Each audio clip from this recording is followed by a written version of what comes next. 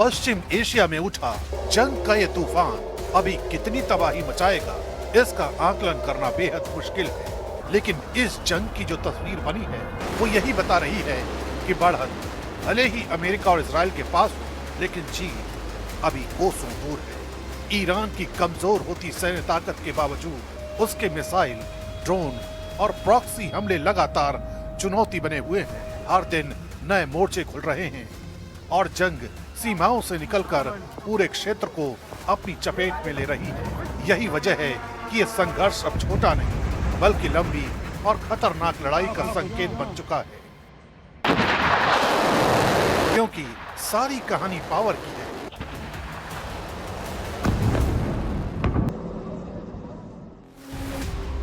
आन की है, उन चुनौतियों की है जो अमेरिका और इजराइल जैसे देशों को ईरान से मिल रही है। इसलिए सबसे पहले अमेरिका और इजराइल की कहानी समझते हैं कि आखिर कैसे अमेरिका और इजराइल ने ईरान के खिलाफ अपने तरकश के खतरनाक तीरों का इस्तेमाल किया है। दरअसल अमेरिका और इजराइल की ताकत सिर्फ संख्या में नहीं, टेक्नोलॉजी में है।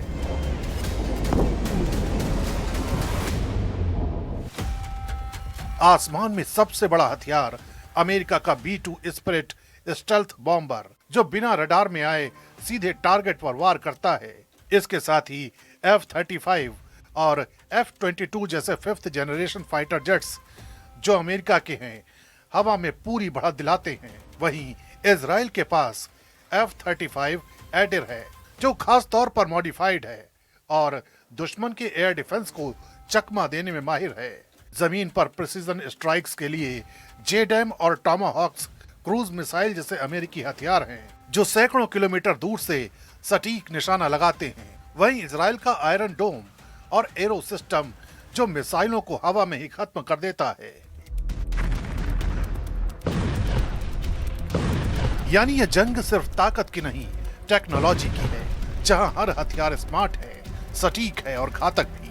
लेकिन ताकत और तकनीक के दम पर जंग जीतने की ख्वाहिश में अक्सर दुश्मन को कमजोर समझ लिया जाता है। और यही इस जंग की एक दूसरी तस्वीर भी है, क्योंकि ईरान ने न सिर्फ अपनी मिसाइलों और ड्रोन के दम पर अमेरिका और इजराइल को चौंकाया है, बल्कि खाड़ी देशों में अमेरिका के एक एक बेस को टारगेट करके उसके महाशक्ति वाले रुतबे को सीधी चुनौती भी दी है।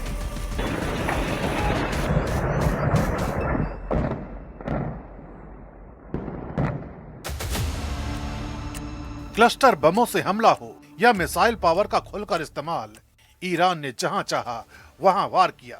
सेजिल जैसी लंबी दूरी की बैलिस्टिक मिसाइलें जो हजारों किलोमीटर दूर तक मार कर सकती हैं, लगातार इजराइल पर दागी गईं।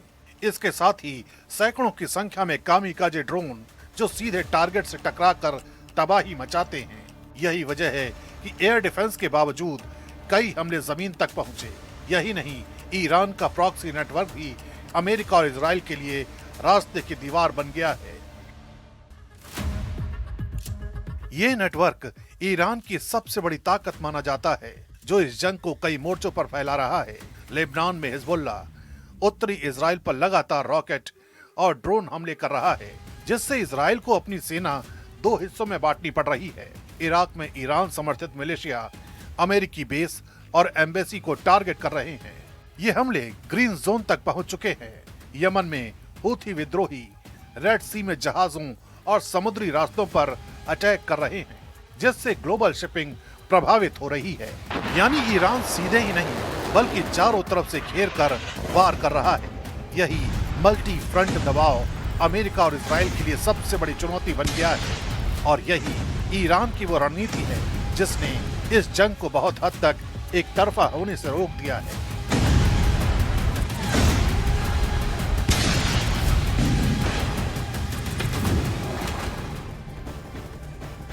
29 दिनों में अमेरिका हो या फिर इजराइल या फिर ईरान, सभी के हथियार बारूद बनकर बरसे। आसमान से आग के गोले गिरे और सब तहस नहस कर गए। इन 30 दिनों में यूएस, इजराइल और ईरान ने कौन कौन से हथियार इस्तेमाल करे, चलिए आपको वो बताते हैं। सबसे पहले थाड सिस्टम, ये है एयर डिफेंस सिस्टम। इजराइल की तरफ से आयरन डोम का इस्तेमाल किया गया, तो वहीं हिमार्स का भी इस्तेमाल किया गया। एरो सिस्टम का इस्तेमाल किया गया, जो कि एयर डिफेंस सिस्टम में एक मिसाइल सिस्टम होता है। और यूएस इजराइल की तरफ से इसे इस्तेमाल किया गया। अब आते हैं कि फाइटर जेट्स कौन कौन से। सो F-22 रैप्टर का इस्तेमाल किया गया, F-35 जिसे माना जाता है कि मार गिराया ही नहीं जा सकता उसका इस्तेमाल किया गया, F-15 फाइटर जेट्स का इस्तेमाल किया गया। बॉम्बर्स पे आते हैं, B-2 बॉम्बर्स का इस्तेमाल किया गया, P-8A पोसाइडन का इस्तेमाल किया गया, टॉम हॉक मिसाइल्स का इस्तेमाल किया गया, पेट्रियट मिसाइल का भी इस्तेमाल किया गया, patriot missile air defence system का इस्तेमाल किया गया इजराइल की तरफ से। वहीं ड्रोन्स की बात करें तो लूकस ड्रोन अमेरिका का सबसे घातक ड्रोन माना जाता है, जो कि ईरान के शाहिद ड्रोन के सामने लाया गया। लूकस ड्रोन का इस्तेमाल किया गया, MQ-9 रीपर ड्रोन का इस्तेमाल किया गया। और वहीं अगर बात करें कैरियर वॉरशिप्स की तो USS अब्राहम लिंकन का इस्तेमाल किया गया, USS जेराल्ड आर फोर्ड जो कि दुनिया में सबसे बड़ा वॉरियर कैरियर शिप है, उसका इस्तेमाल किया गया। और साथ ही साथ में सज्जल मिसाइल का इस्तेमाल किया गया। ये वो मिसाइल्स हैं जो कि काफी घातक मानी जाती हैं। खुर्रम शहर 4 मिसाइल का इस्तेमाल किया गया, इमाद मिसाइल का इस्तेमाल किया गया, शहाब 3 मिसाइल का इस्तेमाल किया गया, फत्ताह को भी इस जंग में इस्तेमाल किया गया। और ईरान के सामने शाहिद 136 और शाहिद 131 ड्रोन का भी इस्तेमाल यूएस और इजराइल की तरफ से इस जंग में किया गया। अब ईरान में सत्ता परिवर्तन पर ट्रंप का इस बीच बड़ा बयान सामने आया। ट्रंप ने कहा कि हम हर 2 दिन में ईरान की सरकार गिरा रहे हैं। ट्रंप ने दावा किया कि ईरान सत्ता का मुखिया बताने से डर रहा है, सत्ता परिवर्तन पहले ही हो चुका है।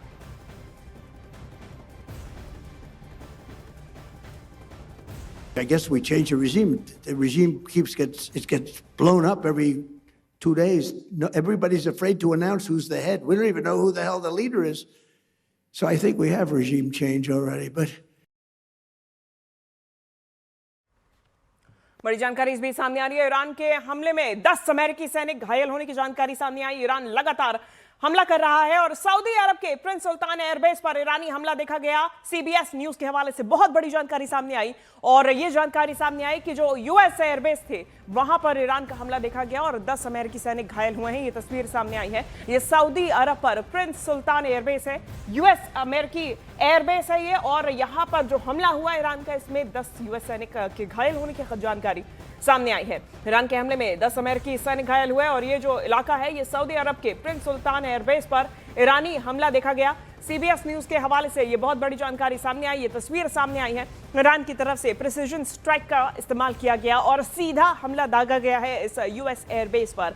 ईरान स्पष्ट कर चुका है कि जितने खाड़ी देशों में यूएस के बेसिस मौजूद हैं उन सभी पर लगातार हमले होंगे और वही अभी भी जारी है। ईरान की तरफ से यूएस एयरबेस पर हमला किया गया। ये प्रिंस सुल्तान एयरबेस है जो कि सऊदी अरब में मौजूद है, खाड़ी देश में, और यहीं पर यह हमला हुआ। इसमें 10 यूएस सैनिक के घायल होने की जानकारी सामने आई और बड़ा नुकसान यूएस के लिए माना जा रहा है। ईरान की देखिए एक शर्त भी यही है कि यदि युद्ध विराम चाहते हैं तो अमेरिका अपने सभी बेसिस खाड़ी देशों से हटा दे और इसलिए ईरान के हमले यूएस बेसिस पे जारी है।